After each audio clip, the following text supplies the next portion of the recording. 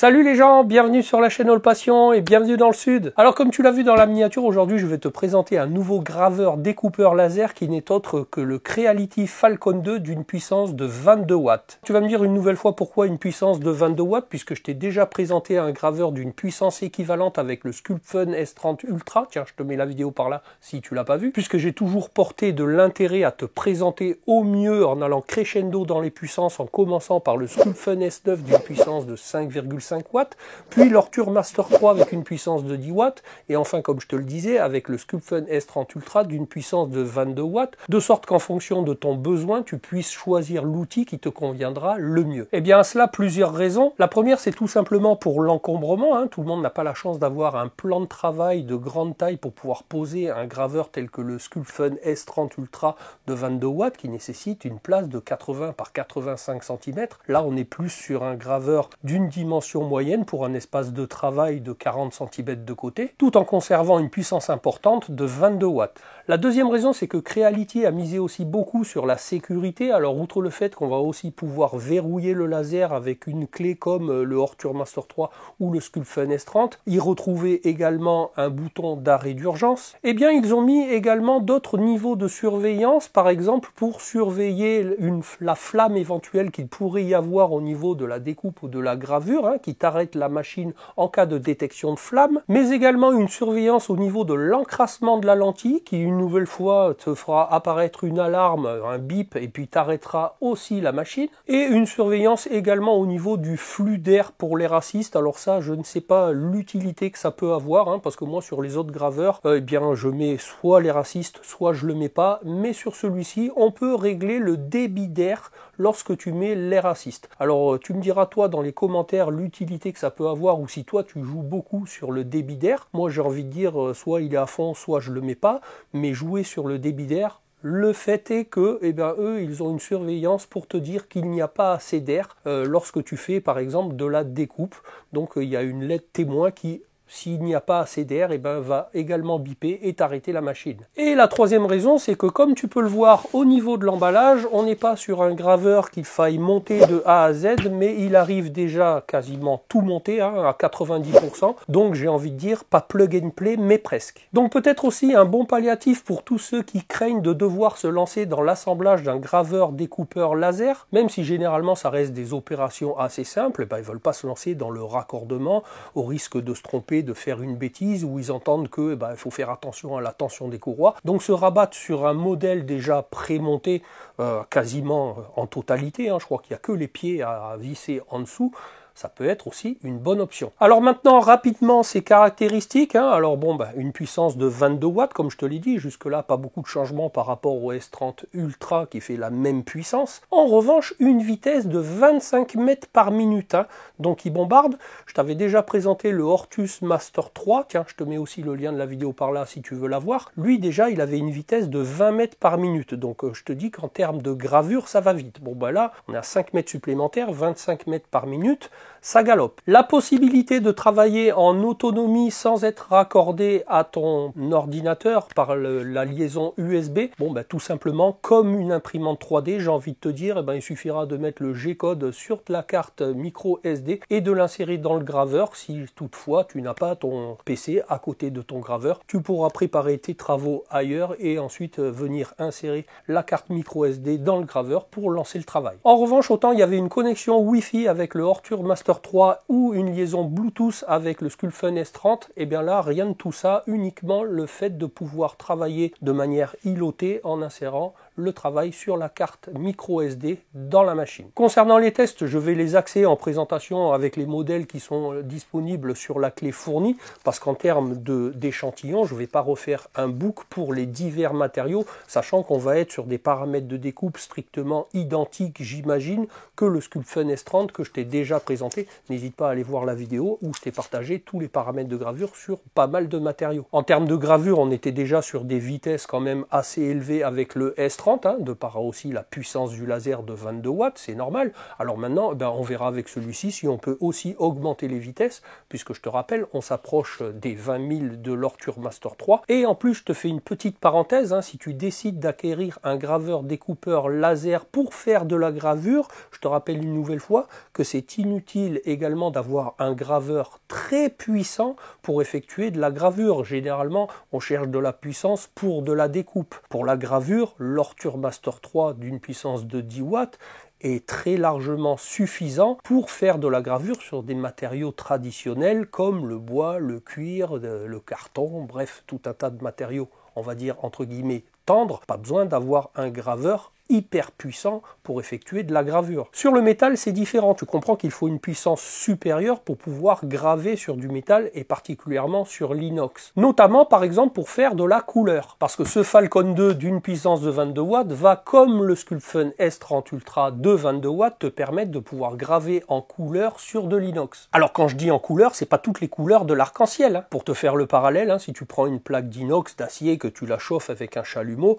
eh ben, tu vas le faire brunir, bleuir, rougir, et donc avec un laser de 22 watts, et bien à différentes puissances, tu vas pouvoir retrouver ces mêmes couleurs comme si tu chauffais une plaque avec un chalumeau. Donc tiens, je vais te mettre un petit encart par là, mais ça peut être aussi sympa avec une telle puissance de pouvoir envisager de faire de la gravure sur de l'inox pour faire de la déco par exemple. Alors ce que je te propose, c'est de te montrer rapidement tout ce qu'on peut retrouver à l'intérieur du carton et de t'emmener avec moi pour faire la première mise en service de ce Falcon 2.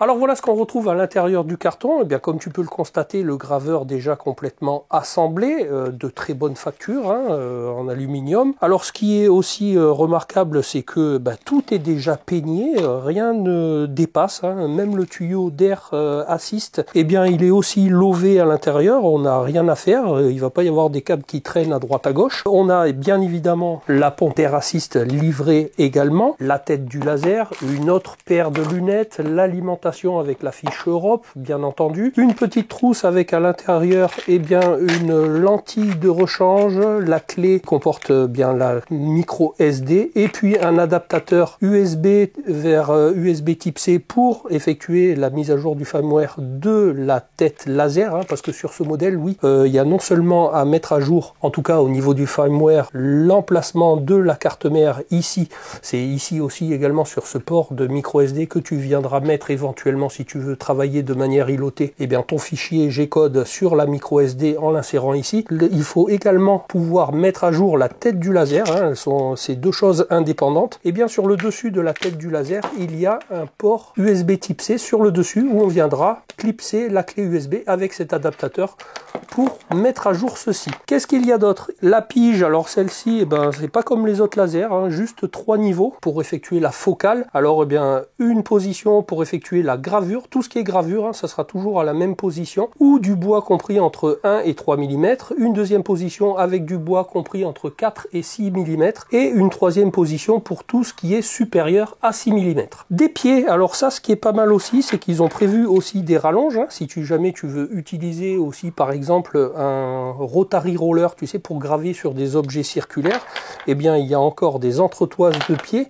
mais ce qu'il y a de bien avec les pieds, alors tampon silicone sur le dessous, mais ces pieds, la particularité c'est qu'ils sont réglables, ça veut dire que tu vas pouvoir aussi mettre de niveau ton laser. Si tu as un plan de travail qui n'est pas forcément plan partout, eh bien tu vas pouvoir ajuster la hauteur avec ces pieds réglables, ça c'est pas mal. Donc moi d'entrée ce que je vais faire, c'est que je vais assembler les entretoises pour pouvoir surélever le graveur partout, et voilà tout ce qu'on retrouve.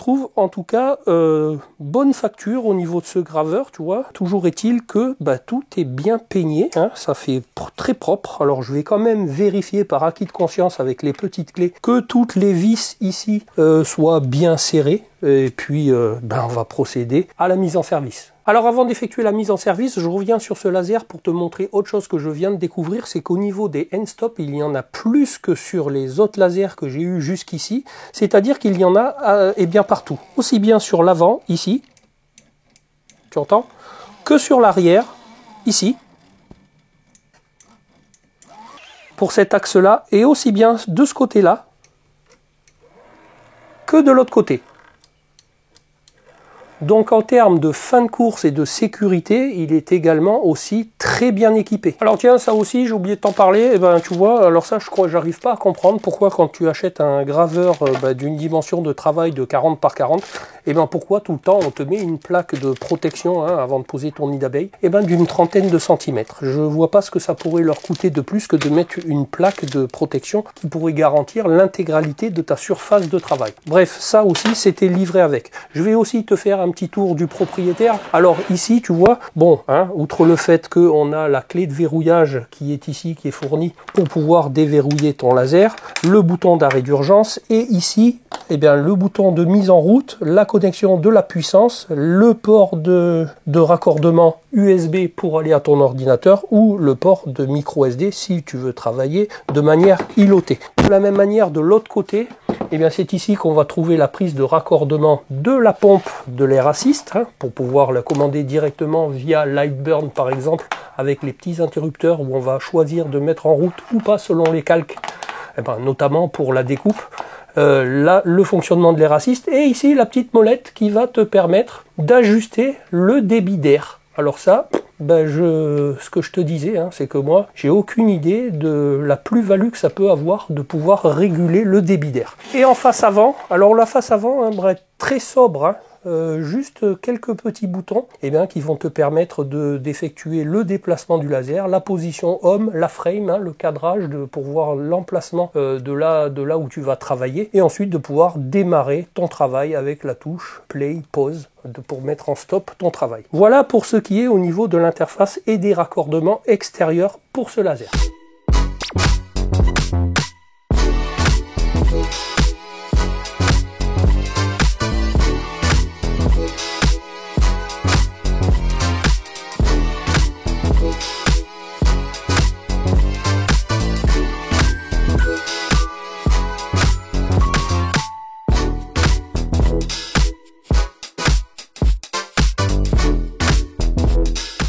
Alors comme tu l'as vu, un montage très facile et très rapide. Bon, j'ai pris le temps d'aller vérifier quand même si pendant le transport il n'y avait pas une ou deux vis qui s'étaient desserrées. Bon, de ce côté-là, tout était parfait. J'en ai profité pour mettre, tu as vu, les Reos avec les pieds. Bon, moi, mon plan de travail est stable et plan, donc j'ai pas eu besoin de régler les vis. Mais enfin, c'est possible, je te rappelle. Le raccordement de la tête laser, le raccordement de la pompe à air, le raccordement de la puissance électrique. Je crois que là, on est bon. Alors, avant de faire le premier démarrage maintenant, ce que je te conseille, c'est d'aller mettre la clé telle que avec la micro SD fournie sur ton PC, de sorte à pouvoir éventuellement la vider et copier sur ton PC tout ce qu'elle contient, et tu vas voir qu'il y a quand même pas mal de choses. Tu vas y retrouver la notice de mise en route de ce graveur Falcon 2, mais également des vidéos qui vont te montrer comment par exemple faire les mises à jour de firmware aussi bien sur la carte mère que sur la tête laser, des paramètres que tu vas pouvoir utiliser sur divers matériaux. Alors bon, la plupart des documents sont en anglais ou en chinois, mais enfin en anglais tu vas voir, il n'y a rien de bien compliqué.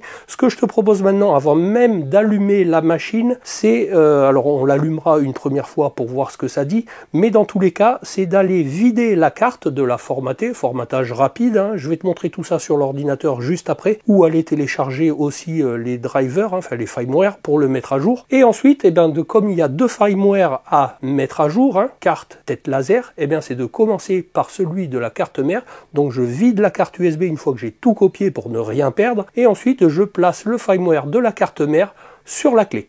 Je me rends donc sur le site de Creality. Dans le menu support, je viens choisir Download Center. Dans ce qu'il m'est proposé, je clique sur Écosystème. Et en bas, je retrouve le graveur Falcon 2 de 22 watts. Je clique dessus et là, je vois le firmware correspondant à mon modèle que je télécharge dans mon ordinateur.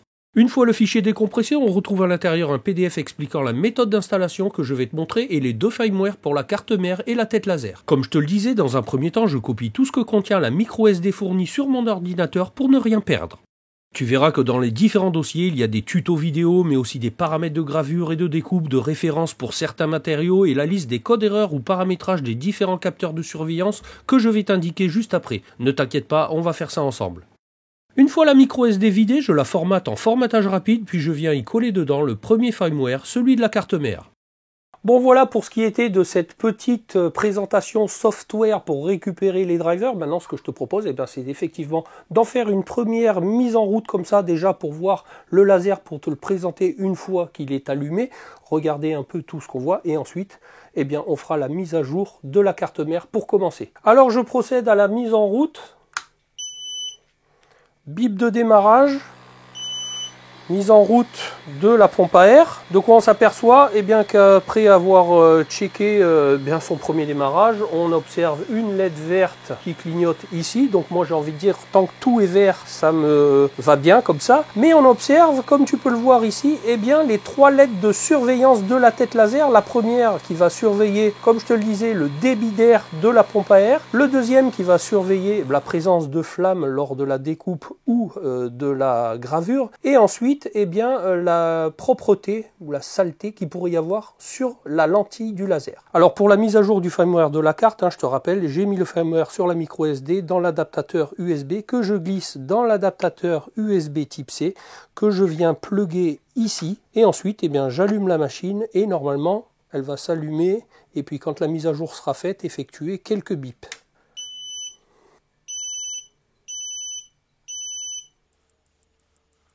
Voilà, la mise à jour est effectuée, comme tu l'as vu, il a redémarré, donc je peux à présent éteindre la machine, aller enlever le firmware sur la micro SD ici, reformater la carte éventuellement, placer le second firmware et on fera la même chose sur la tête laser. Après avoir installé le deuxième firmware de la tête laser sur la micro SD, après avoir mis l'adaptateur USB type C, je viens plugger ceci dans la tête du laser ici. Alors je vais tenir le tuyau d'air pour pas que ça gêne et je procède à l'allumage de la machine. On voit les LED qui clignotent au niveau de la tête laser. Ça s'arrête de clignoter, ça repasse en vert. Voilà, donc là, j'ai mes 3 LED vertes. La ventilation s'arrête. Bon, moi, j'ai envie de dire que tout est correct puisque tout est vert. Je peux à présent, on va rééteindre la machine pour l'instant. Je peux enlever la clé USB, éteindre la machine, remettre le petit cache ici et je crois que maintenant on peut raccorder le laser sur l'ordi et regarder tout ça sur Lightburn. Alors je vais procéder au raccordement en USB du graveur jusqu'au PC pour pouvoir le paramétrer avec Lightburn. Alors tiens, petite parenthèse sur le cordon USB fourni qui est tressé, tu vois, tissu tressé. Donc bonne qualité pour ce cordon USB. Et maintenant je vais démarrer Lightburn, j'allume le graveur et on passe sur l'ordi pour te montrer le paramétrage. Alors je clique tout d'abord sur Device, je crée manuellement mon laser, je viens choisir GRBL en serial USB. Je viens l'appeler par exemple Creality Falcon 2. Je lui renseigne ses dimensions, 400 par 415. Le homing est bien en bas à gauche. Je clique sur Next, Finish, OK, et je retrouve bien le laser dans le menu déroulant. Comme tu peux le voir, après avoir sélectionné le laser ici, il est venu faire son homing tout seul dans le coin en bas à gauche. Alors maintenant, on va venir checker tous les paramètres pour voir si les paramètres correspondant à la surveillance de ces sécurités sont bien activés. Alors tout simplement, il suffit de taper $$. On a bien entendu, les paramètres qui nous intéressent, ce sont les paramètres 153, 154, 155 et 156. Alors le paramètre 156 va nous permettre de pouvoir gérer l'air assist depuis Lightburn, tu sais, avec les petits interrupteurs qu'on a lorsque on dessine une forme comme ceci. Tu vois, si je dessine une forme comme ceci, ici, on va pouvoir lui dire ou non qu'on veut de l'air assist ou pas. Donc cela, ça se passe dans le menu console où on voit que la surveillance du débit d'air est à 0. Déjà, on va lui mettre qu'on veut qu'il surveille le débit d'air, donc on va lui passer la surveillance à 1. On fait Enter. La surveillance de la flamme et la surveillance du nettoyage, c'est à 1, donc on n'a pas besoin. En revanche, le paramètre 156 qui va nous permettre de pouvoir commander l'air assist depuis Lightburn, on va le passer à 1. Pour vérifier la bonne prise en compte de tous les paramètres, il suffit de refaire un $$ et de checker qu'on a bien tous ces paramètres à 1. Alors afin de vérifier la bonne prise en compte de ces paramétrages Lightburn, eh bien on va d'abord effectuer une petite découpe ou une petite gravure en tout cas sur un matériau que j'ai. On va d'abord utiliser la pige. Alors comme il s'agit d'Isorel de 3 mm, eh bien on va se mettre sur l'échelle la plus haute ici, qui correspond à 3 mm. Il suffit de desserrer eh bien, les deux vis de réglage qui sont par côté et non pas à l'arrière. Alors là je suis...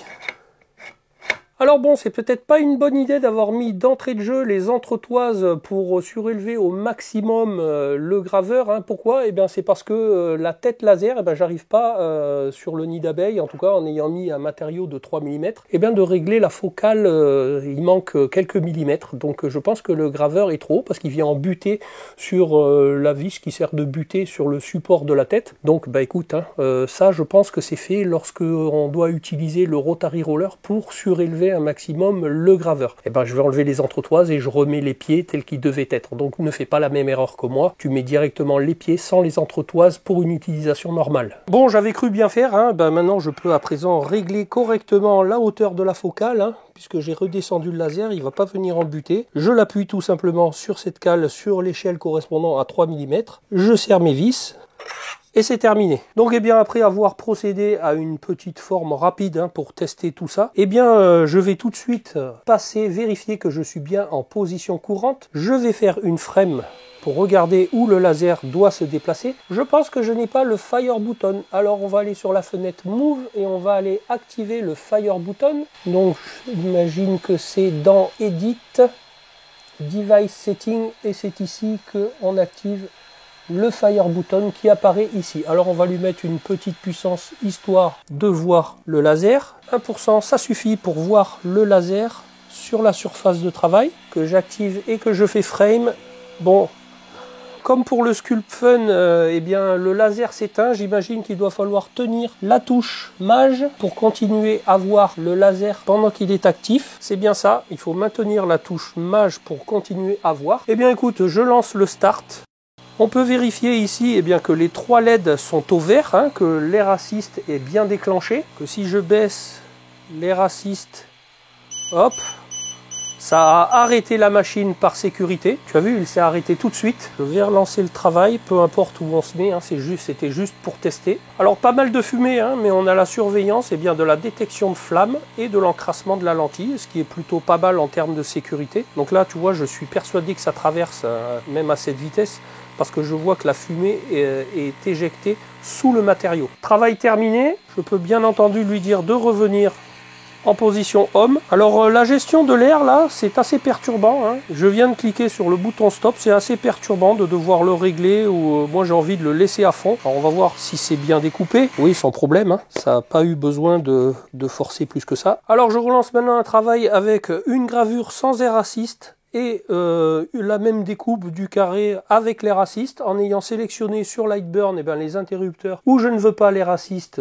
pour la gravure et où je veux l'air assist pour la découpe. Et on va bien voir si ce paramètre 156 a priori est bien pris en compte, mais on va lancer le travail pour s'en apercevoir. Alors comme tu peux t'en rendre compte, il effectue la gravure sans avoir déclenché la pompe à air. En termes de gravure, j'ai mis des paramètres de 7000 à une puissance de 100% pour effectuer une petite gravure d'un cercle. Alors encore une fois, tu vois, pas mal de fumée dégagée, donc privilégie quand même soit un caisson, soit de travailler dans un espace ouvert. Moi j'ai la chance de pouvoir ouvrir la porte du garage où je suis actuellement, mais ne fais pas ça dans un endroit clos, et puis surtout, je te rappelle encore une fois en termes de sécurité que on ne laisse pas ce genre d'équipement sans surveillance pendant qu'il fonctionne.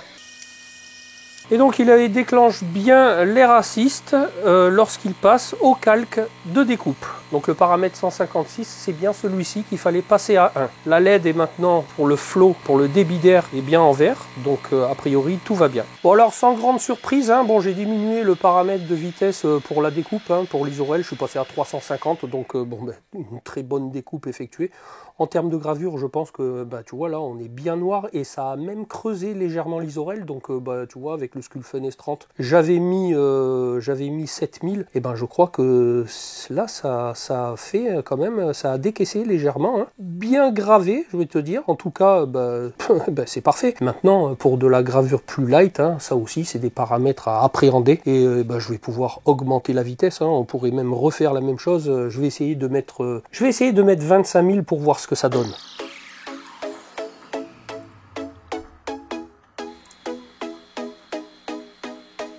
Alors tu as vu, j'ai mis 25 000 en vitesse de déplacement, mais j'ai pas l'impression que ça va beaucoup plus vite que lorsque j'avais mis 7000. Hein. Je pense que tout ça c'est aussi lié à des vitesses d'accélération, et sur des petites distances, eh bien je crois qu'il n'a pas le temps de passer à 25 000, donc je pense qu'il y a quand même un plafond, tu vois, il doit y avoir une asymptote en fonction des distances à effectuer. Eh bien il va pas aller se déplacer plus vite qu'une certaine vitesse. Alors bon, peut-être dans le temps j'arriverai à appréhender au mieux cette limite en fonction des distances, mais là j'ai bien l'impression que de 7000 par rapport à 25 000, qu'on n'ait pas gagné tant que ça. En tout cas, on va le voir au niveau de la gravure, ça va être certainement moins marqué parce qu'il va quand même un peu plus vite que ce qu'il allait tout à l'heure, mais on n'est certes pas à 25 000 mm par minute en termes de déplacement, hein. Alors, bon, la découpe, tu vois, parfaite, hein, si ce n'est que, en termes de gravure, oui, tu vois, je te montre d'un peu plus près. On est un petit peu moins noir, là on était à une vitesse de 7000, on avait un peu décaissé l'isorel de 3 mm. Là, on l'a gravé, on est un peu plus marron à la vitesse de 25 000. J'ai envie de te dire au choix, mais bon là c'est sûr, on n'était pas à une vitesse de 25 000 mm par minute. Hein. En tout cas, maintenant ce qu'on va faire, c'est qu'on va essayer de graver, de découper les modèles qui sont présents sur la clé USB en utilisant les petits matériaux fournis ici. Hein. Alors si comme moi tu as copié tout le contenu de la clé d'origine, hein, de ce qui était sur la micro SD sur ton ordinateur, tu vas pouvoir retrouver tous ces fichiers d'exemple pour pouvoir les importer directement sur Lightburn ou sur Laser GRBL, tout simplement dans le répertoire Sample, et puis à l'intérieur tu vas choisir 22 watts puisque c'est un 22 watts. Cut parce qu'on veut faire de la découpe, et à l'intérieur il y a un aigle que je vais te montrer, que j'ai importé sur Lightburn, et on va lancer ça directement. Alors tout est déjà paramétré, il y a juste à lancer la gravure. Moi je vais d'abord faire une frame pour regarder si j'ai bien cadré mon matériau par rapport à la découpe, et puis on va voir ce que ça donne. Je te filme ça, on regarde ça ensemble.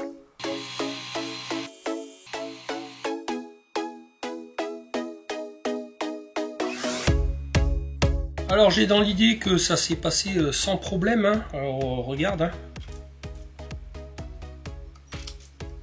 La découpe est vraiment très précise. Tout se décolle vraiment sans problème. Voilà la précision, hein. Et puis alors la propreté à l'arrière, hein, comme tu peux voir. C'est vraiment très propre, hein, avec les racistes encore une fois. Tiens, il y a encore un petit truc ici. On va pouvoir enlever, tu vois, sans problème. Donc voilà la précision en termes de découpe, hein. Bon, alors là on est sur du contreplaqué de 2 mm. Mais voilà le résultat avec ce graveur, hein, propre des deux côtés, parfait. Alors je vais à présent venir chercher le deuxième fichier test pour effectuer cette fois-ci un travail à la fois de découpe et de gravure. Toujours aussi propre, hein. Bon, j'avais diminué la taille pour que ça prenne pas trop de temps, mais voilà ce que ça donne en termes de gravure et de découpe. Alors bon, je sais pas si tu vois, mais c'est bien gravé, on voit bien le décalage là au niveau de la gravure. Voilà pour ce petit bonhomme. Je sais pas si c'est le logo de Creality, mais en tout cas voilà le résultat. Encore parfait en termes de gravure et de découpe. Ah oui, autre chose, je voulais également te présenter ce plateau en nid d'abeille, hein, parce que si tu veux t'équiper d'un graveur laser, je te conseille fortement de te munir d'un plateau en nid d'abeille. Alors si tu veux pas t'en fabriquer un tel que je te l'ai déjà présenté en vidéo, tiens, je te mets le lien par là. Je te conseille vivement celui-ci. Pourquoi? Tout simplement parce que déjà il a une surface de travail de 40 cm de côté.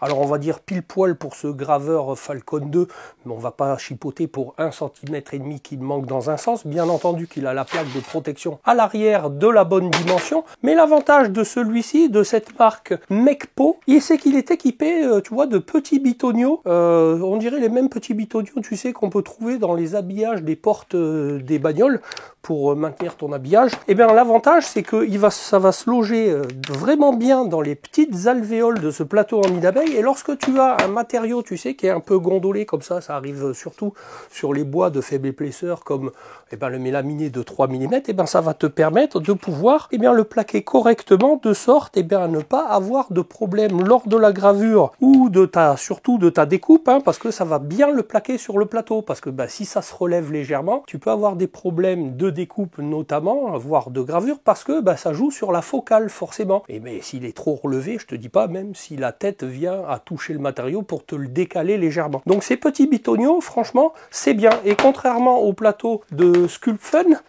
c'est que ces bitonio, alors si t'en trouves, tant mieux, mais en tout cas, ils rentrent pas. Enfin, les nids d'abeilles de ce plateau Sculpfun, les trous sont vraiment trop gros. Alors pour le même prix, j'ai envie de te dire, il vaut mieux s'orienter vers celui-ci, plus grande surface de travail, à livrer avec les petits bitonio qui te servent à maintenir correctement à plat tes matériaux. Alors bon, écoute, je te mets le lien dans la description de la vidéo. Il y a même un code promo pour l'avoir encore à meilleur prix. Alors que te dire en conclusion de ce graveur laser Falcon 2 de chez Creality? Tout simplement que je suis pas surpris plus que ça, parce que déjà dès même le déballage, ça sentait quand même la qualité à tout point de vue, que ce soit en termes de fabrication, de matériaux de fabrication, en termes de peignage de câbles, de tuyaux, tu vois, il n'y a rien qui traîne, ça aussi c'est franchement terrible, les autres pourraient en prendre de la graine, mais même à tout niveau, regarde, même, tu vois, c'est des détails, mais le câble USB tressé, ils ont tout prévu, que ce soit les rallonges pour mettre sous les pieds.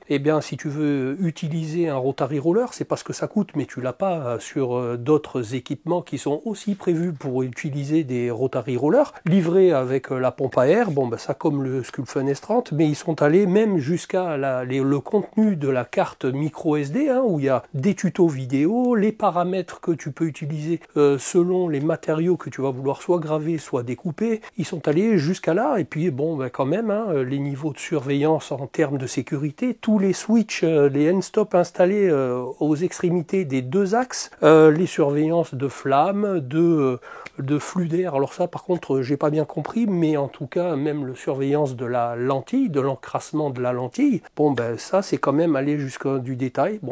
Moi, j'ai envie de te dire, Creality, bravo. En termes de puissance, je suis pas surpris parce que on a quand même affaire à un laser de 22 watts, ce qui est quand même quelque chose comme le S30. Donc en termes de qualité, de rapidité de gravure, je pense pas qu'on va gagner quoi que ce soit par rapport au S30. En tout cas, il est dans une taille plus raisonnable que le S30. Alors tu as vu que pour le premier test, eux sont pas trompés. Quand moi j'ai voulu mettre du 25 000 mm par minute en termes de déplacement, même eux, pour te montrer la qualité de gravure et de découpe, en découpe, ils vont pas plus vite que du 6000 mm par minute. Donc c'est bien ce que je pensais. J'imagine que sur les petits déplacements comme ça, tu as beau mettre une vitesse élevée, si après analyse du G-code de ton dessin, il y a quand même une interprétation qui est faite par la carte mère de l'appareil et qui se dit si c'est pour me déplacer sur 3 cm ou sur 2 cm, c'est pas la peine que je montre à une vitesse extrême parce qu'il va falloir que je m'arrête tout de suite. Donc autant que j'y aille, tu vois, je pense que tout est recalculé pour aller bien entendu le plus rapidement possible et que ces vitesses-là, tu les auras très certainement sur des gravures plus grandes. En tout cas, bien entendu, en alliant la puissance et la vitesse, on arrive à des résultats quand même très très précis, un travail vraiment très très propre, avec une finesse de détail, avec une rapidité d'exécution quand même fulgurante. On est quand même tourné à du 700 mm par minute pour la découpe, à une vitesse de 100%, donc ça va vite quand même. Pour un travail vraiment très soigné, c'est propre des deux côtés, avec les racistes, ça. Par contre, je t'ai fait la preuve par A plus B que si tu fais de la découpe avec un graveur laser, dans tous les cas, équipe-toi d'un plateau nid d'abeille pour pouvoir avoir des découpes propres de l'autre côté. Je t'ai déjà expliqué pourquoi. Alors, je te ferai bien évidemment d'autres vidéos sur ce graveur, notamment avec l'emploi du rotary roller. On s'amusera à graver des pièces circulaires, parce que moi, jusque-là, je n'ai jamais utilisé cet ustensile. On verra ce que ça vaut. Niveau tarif pour ce graveur, comme je te l'ai dit dans ma première vidéo sur le Sculpfun S9, quand on parle de puissance au niveau d'un graveur découpeur laser, eh bien généralement on multiplie les prix par deux. Là on est sur du 22 watts, donc on avoisine le même prix que les Sculpfun S30 Ultra 22 watts, pareil, hein. On est aux alentours des 800 €. Maintenant, eh ben voilà, c'est à toi de voir aussi l'utilité que tu peux avoir d'un graveur laser. Encore une fois, je te le répète, si tu es axé essentiellement que sur de la gravure, eh ben c'est pas forcément un graveur d'une telle puissance que tu vas avoir besoin, hein.